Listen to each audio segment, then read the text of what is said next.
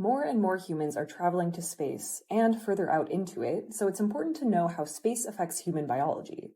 We already know that spaceflight poses health challenges.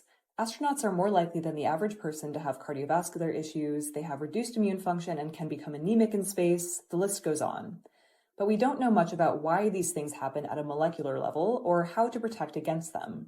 This data repository of samples from humans in space, published this week, is a big step in the direction toward understanding this.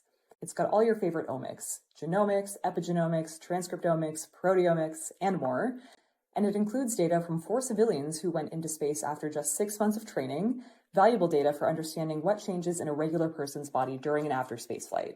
Of course, so much can be learned from this data with future studies, but already this collection of papers describes some interesting observations.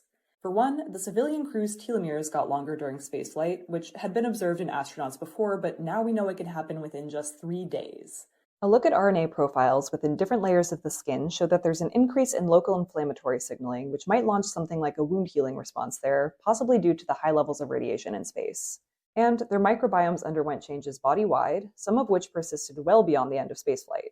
The 4 astronauts' skin microbiomes also became quite similar during flight, to each other and to the walls of their capsule.